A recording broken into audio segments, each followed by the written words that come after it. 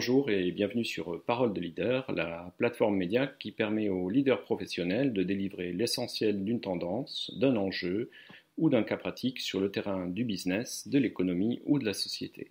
Je suis Hubert Calais-D'Amato et je vous propose aujourd'hui un échange avec une experte de la communication de terrain.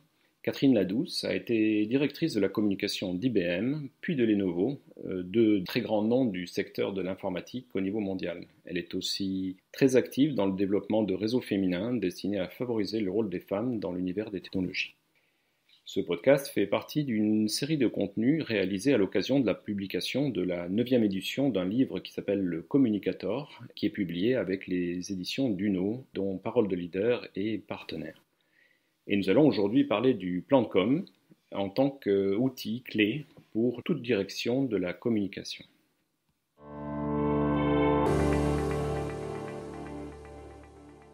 Catherine, bonjour. Bonjour. Alors, ma première question porte sur la place qu'il faut accorder au plan de communication. Alors, évidemment, c'est souvent le premier élément qu'on cite dans la boîte à outils d'une direction de la communication, mais au-delà d'un outil, est-ce que c'est quelque chose d'autre? Est-ce qu'il y a un état d'esprit particulier dans lequel il faut l'aborder? Je crois en effet, vous avez utilisé le terme d'outil qui est très important parce qu'il est clair que pour tout communicant, on parle de la boîte à outils, donc le plan de com fait partie un peu des présupposés, je dirais de base pour tout communicant qui se respecte dans une entreprise. On va préparer un plan de communication. Alors ce plan de communication, il sera évidemment parfois, il doit prendre en compte l'ensemble de la complexité des différents business de l'entreprise. Donc il fixe un cadre.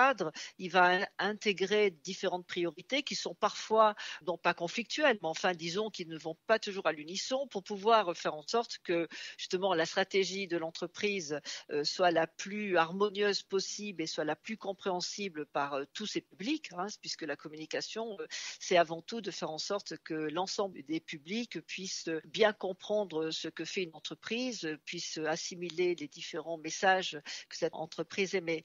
Alors, il est vrai que c'est un outil important, c'est une feuille de route, surtout quand j'ai eu l'occasion, enfin comme mes collègues communicants dans des entreprises internationales, on gère un certain nombre de personnes dans des lieux très différents et il est clair qu'avoir un plan de communication, c'est presque rassurant parce qu'on a cette feuille de route, on a un peu un fil rouge pour les actions de l'année.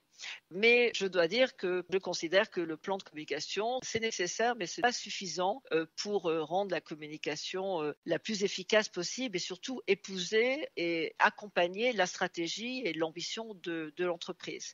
Car en fait, elle peut être même sans être trop provocatrice, mais presque un piège, car si on se réfère à un plan de communication qui est disons, un peu trop formaté, qui certes va rendre compte vis-à-vis des dirigeants de l'ensemble des engagements de l'entreprise, mais en même temps sans aucune possibilité de sortir de ce plan justement. Si le plan il est trop fermé, là je pense que c'est un plan qui entrave en fait la liberté de créativité des communicants.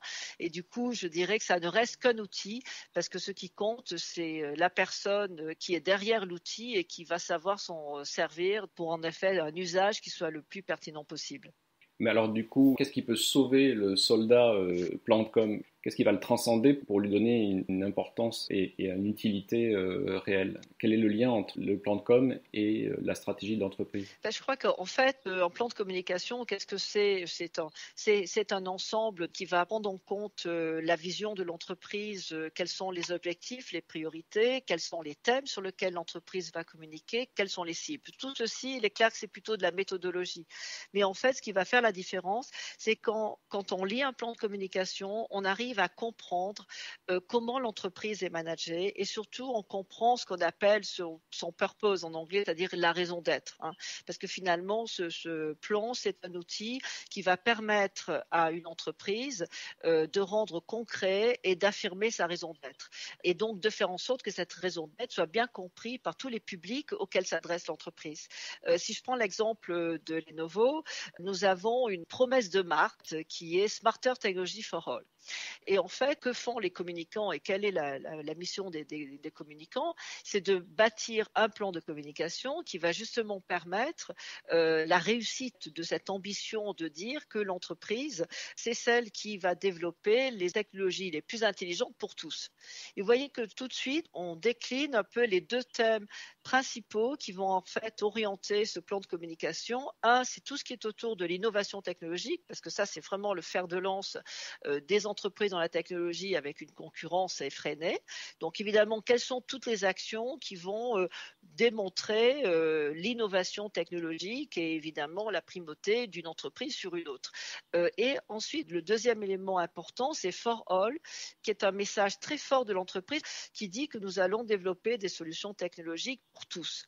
Donc à la fois évidemment sur le plan du business, pour le marché professionnel, le marché particulier, pour tous les usages, mais au-delà de l'aspect strictement business, c'est aussi pour tous, ça veut dire, là il y a un message sociétal qui est l'accès à la technologie pour tous, ce qui permet de penser à la réduction, je dirais, ultime de la fracture digitale et qui soutient en fait et qui définit très bien les actions aussi de Lenovo, par exemple de la fondation, avec cette mission de faciliter l'accession à la technologie pour ceux qui en sont démunis. Et du coup, le plan de communication, à partir du moment où il va refléter ces principes vraiment de stratégie culturel sera alors là un outil tout à fait efficace entre les mains des communicants, mais pas simplement les communicants, entre les mains de tous ceux qui vont jouer un rôle en fait dans la stratégie de l'entreprise, car en fait il y a que déjà le fait de refléter la culture est absolument important. Justement, la culture, c'est un sujet central dans toutes les organisations. C'est son ADN. Comment est-ce que le contexte culturel impacte ou conditionne carrément le plan de communication, son élaboration et sa mise en œuvre? Alors c'est vrai que c'est important de voir, on voit des plans de communication, si on ne peut pas considérer que la méthodologie est la même peut-être pour l'ensemble, donc là c'est plutôt théorique pour l'ensemble des entreprises, mais en fait quand on est dans le concret et qu'on va bâtir un plan de communication, on ne va pas le faire de la même façon. Si on est dans une entreprise par exemple qui est très hiérarchisée, qui est très centralisée, avec en effet une culture de management, avec des décisions qui sont prises au siège et qui doivent être cascadées selon ce terme qu'on consacrait dans les différents pays.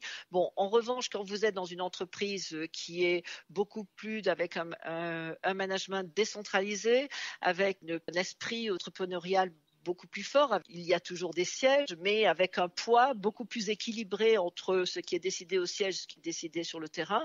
Bien, le plan de communication sera complètement différent. Il sera d'abord élaboré de façon différente. Si je prends l'exemple de Lenovo, alors, qui est une entreprise profondément entrepreneuriale, puisque évidemment aujourd'hui c'est un grand groupe global, mondial, de 55 000 salariés et 45 milliards de dollars de chiffre d'affaires, mais le groupe a été créé il y a 35 ans en Chine. C'était une start-up à l'origine et elle est devenue mondiale en 2005, donc il y a 15 ans, au moment de l'acquisition des divisions micro-informatiques d'IBM. Mais 15 ans après, cette entreprise a volontairement gardé un type de management qui est décentralisé, qui va mettre en valeur la prise de risque, l'individualité et les différences. On dit toujours que la diversité est l'ADN de la culture de Lenovo. Mais je mentionne ceci parce que c'est vrai qu'en termes d'élaboration du plan, il y a une prise en compte très très forte des leçons du passé. Il y a même un terme qu'on utilise qui vient en fait de la culture chinoise, qui s'appelle Fupan, une méthodologie du jeu de Go, mais qui permet vraiment d'élaborer et d'analyser en détail les succès et les échecs passés. Donc ça, c'est l'analyse des data, mais avec vraiment une introspection très très forte de la part des équipes, avec énormément de retours sur les feedbacks.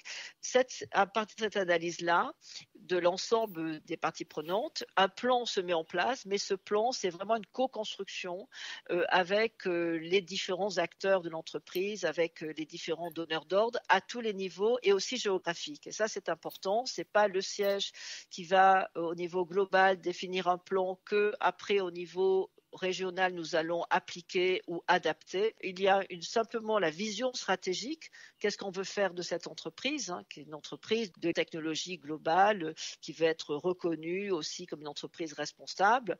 Et en effet, avec cet emblème, comme je vous le disais, de Smarter Technology for All, mais à partir de là, les plans de communication vont être construits avec les acteurs sur le terrain, c'est-à-dire les acteurs du business qui vont expliciter qu'est-ce que veut dire, par exemple, Smarter Technology for All, comment est-ce qu'ils vont rendre crédible la promesse de marque. Et cette crédibilité, elle peut être différente si on est au Moyen-Orient ou en Europe de l'Est, parce que le marché peut être différent, parce que les acteurs avec lesquels l'écosystème de l'entreprise peut être différent. Et je crois que le plan de com qui va réussir, du moins dans une entreprise comme celle-ci, il faut qu'il soit le plus léger possible, le plus flexible, le plus évolutif, pour permettre justement de peut-être aussi beaucoup plus de liberté d'entreprendre et de créativité de l'ensemble de ces acteurs, parce que c'est en fait la philosophie et la culture d'une entreprise comme Lenovo. Alors, du coup, j'ai envie de creuser un petit peu ce sujet, le sujet de la flexibilité, puisque vous avez parlé de la flexibilité entre le niveau du groupe, le niveau présence locale, le sujet de la culture. J'ai envie de faire un parallèle avec un sujet qui va peut-être vous étonner, c'est celui de la doctrine militaire. Il y a eu une époque au XXe siècle où on a assisté à une évolution de cette doctrine dans certains pays qui a consisté à remettre l'initiative aux officiers sur le terrain en disant, eh bien, on a une stratégie d'ensemble, mais ne vous sentez pas obligé de la suivre à tout moment, c'est les circonstances locales et les circonstances à un instant T, avec l'information que vous avez sur votre terrain qui prime. Et du coup, sentez-vous libre de prendre des initiatives. Alors comment on fait pour doser cette liberté qu'on donne ou qu'on ne donne pas aux communicants et peut-être aux exécutifs locaux pour adapter le plan? Je crois qu'il y a plusieurs moyens. Premièrement, c'est vrai, c'est l'adhésion aux valeurs. Ça, je crois que c'est finalement important. Et justement, les communicants jouent un rôle important parce que c'est de pouvoir communiquer sur ces valeurs de l'entreprise et d'être sûr que les personnes qui rentrent dans une boîte comme Lenovo vont être en adhésion avec ces valeurs. Et ces valeurs, c'est un petit peu ce que je vous expliquais sur cette idée d'entrepreneurial, l'ownership, vraiment la responsabilité individuelle, enfin le fait de faire en sorte que chaque personne se sente vraiment responsable de l'ensemble de son territoire et considère que ce qu'il fait a un impact en fait sur les résultats de l'entreprise.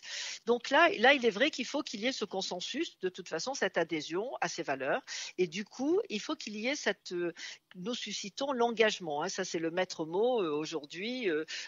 Finalement, dans les plans de communication ne sont que des outils pour faire en sorte que disons que les collaborateurs, que l'on puisse avoir le plus fort engagement de l'ensemble des collaborateurs sur les valeurs et son adhésion et l'adhésion des collaborateurs à la stratégie de l'entreprise.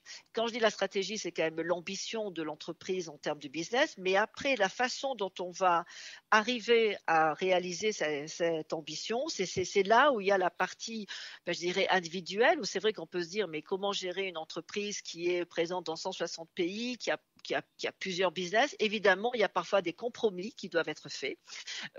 Au tout début, le fondateur de Lenovo, au moment de l'acquisition, parce que c'était quand même un challenge pas du tout évident pour une équipe de direction chinoise, de faire ce pari de réussir l'acquisition d'un groupe, une partie d'un groupe qui était 3 fois plus gros qu'eux. On disait d'ailleurs c'est la souris qui a mangé l'éléphant. Et en fait, le fondateur Liu Changzi disait les acquisitions, et d'ailleurs on a prouvé qu'on a pu réussir ces différentes acquisitions, on a fait l'acquisition de Motorola et puis d'une autre division de IBM dans les serveurs, se basent sur la confiance, évidemment, et sur aussi les compromis. C'est à la fois c'est la confiance, le respect et le compromis. Et pourtant, le compromis, c'est pas toujours un terme disons qui est positif. parce que finalement, on a l'impression quand on fait un compromis on a perdu quelque chose.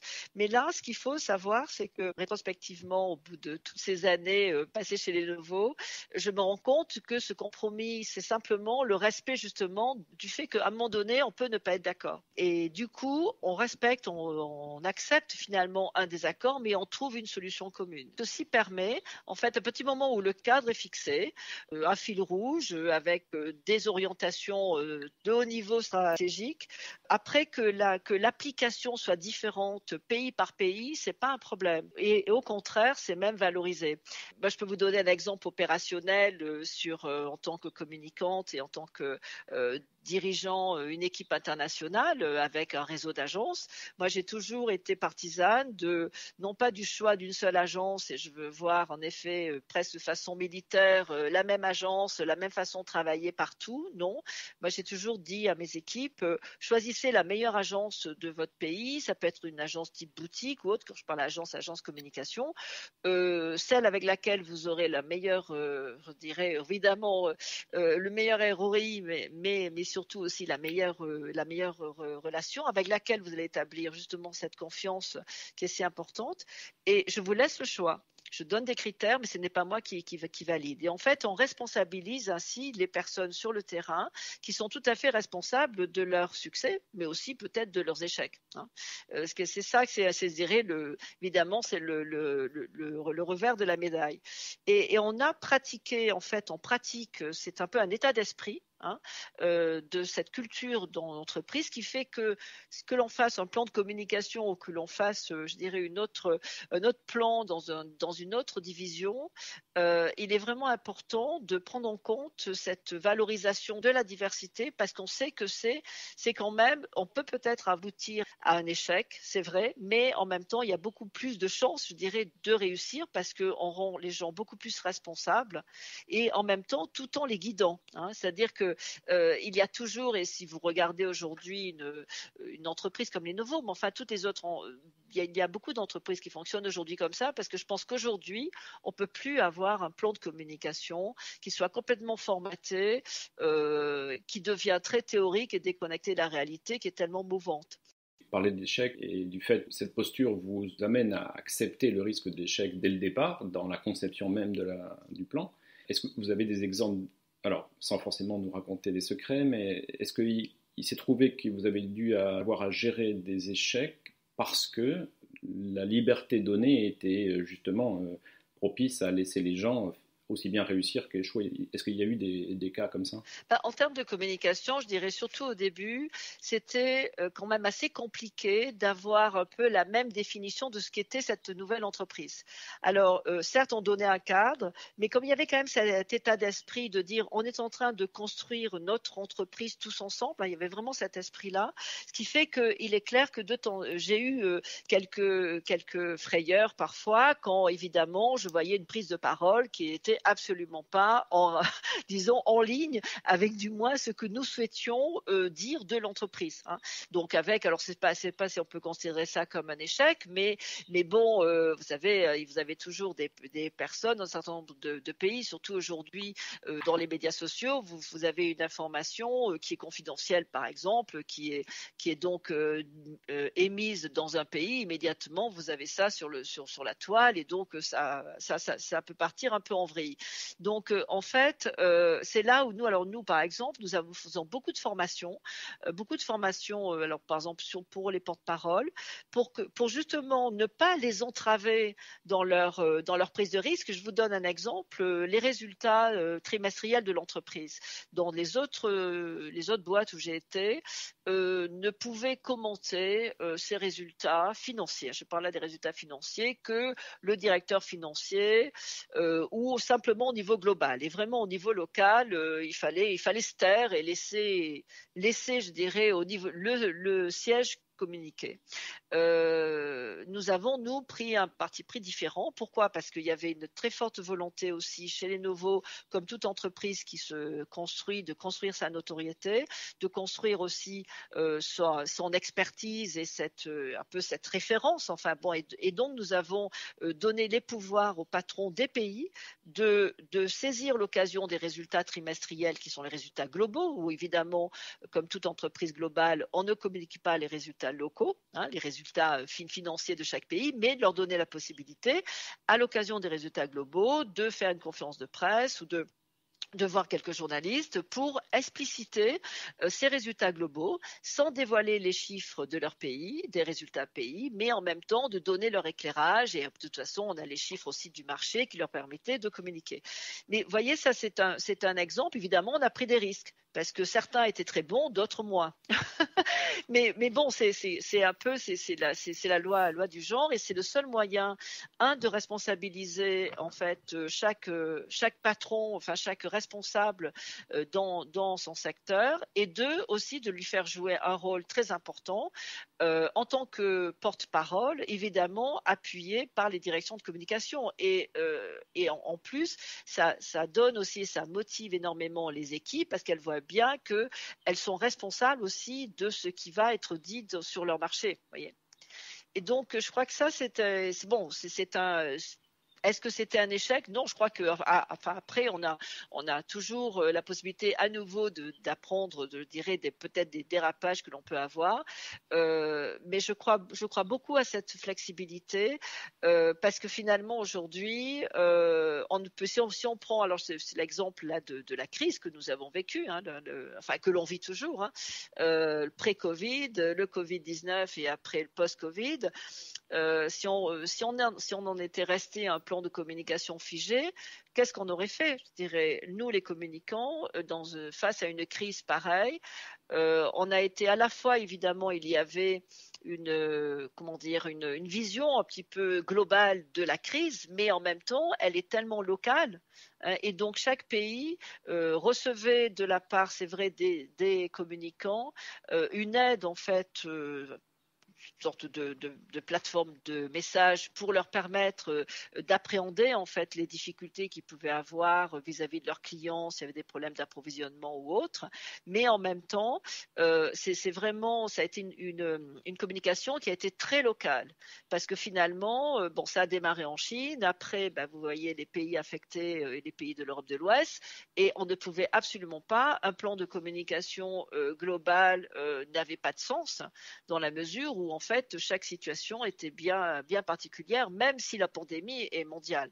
Et c'est là tout je dirais l'enjeu de pouvoir savoir gérer en fait une communication qui soit globale et qui fait qu'à la fin on se dit tiens, qu'est-ce qu'a fait Lenovo au moment de la crise? Alors là je ne parle pas aussi de toutes les activités de fondation, mais c'était pareil. Par exemple, au lieu d'imposer, de dire voilà, Lenovo va donner accès à la technologie pour tant de millions de dollars, la dotation était de 12 millions de dollars, et en fait c'est décidé au niveau par exemple des responsables de la fondation. Nous avons donné des possibilités de budget à chaque pays qui choisissait en fait les associations, les secteurs qui leur semblaient les plus prioritaires et qui étaient tout à fait et qui géraient directement les activités de dotation de Lenovo. Et ça, c'était aussi, c'est encore cela illustre en fait comment des actions de communication se mettent en place, mais vraiment en reflétant la culture de l'entreprise. Et donc peuvent être différentes d'entreprise à entreprise. Alors Catherine, merci pour ces éléments de réponse. Si vous deviez conclure et résumer quelque part en une phrase la philosophie qu'il faut adopter en tant que communicant, en tant que praticien, concernant le plan de com. Eh bien, ce serait avant tout, je dirais, certes, faire ce plan de communication parce que c'est un exercice qui est pédagogique, qui est utile, mais ce n'est qu'un exercice. Et considérer que ce n'est qu'un exercice pour laisser la liberté aux communicants de pouvoir réagir réagir tout en ayant ce fil rouge qui reste là, mais de pouvoir réagir aux opportunités, car on est dans un monde très changeant, très mouvant, et au-delà même de la gestion de la crise, c'est de pouvoir saisir toutes les opportunités. Donc, le plan de com est utile, mais il est utile aussi et il sera pertinent quand il sera dépassé en fait par des actions et des initiatives nouvelles qui sont parfois très éloignées, qui n'étaient pas dans le plan de communication, mais dont la cohérence en fait prouvera l'efficacité. Alors, ce que j'entends dans tout ce que vous avez dit, Catherine, depuis le début, c'est que finalement, il y a un lien logique qui est très très fort et qui part de la culture. La culture s'incarne dans des valeurs qui peuvent être typiquement le respect et le compromis dans les cas que vous avez cités, puisque l'entreprise dans laquelle vous travaillez. Ces valeurs créent un sentiment de communauté, ce qui donne sur le terrain la capacité à accorder de la confiance, à s'accorder de la confiance entre les différents niveaux, les différentes fonctions. Et cette confiance permet elle-même de laisser l'autonomie, la liberté, la flexibilité aux différentes équipes pour adapter un plan qui est un cadre, un fil rouge, mais qui n'est que finalement qu'un fil rouge. Je trouve ce lien logique extrêmement motivant pour les praticiens de la communication que nous sommes, puisque finalement c'est une sorte de recette, mais en tout cas en termes de philosophie, d'action, c'est une piste extrêmement motivante.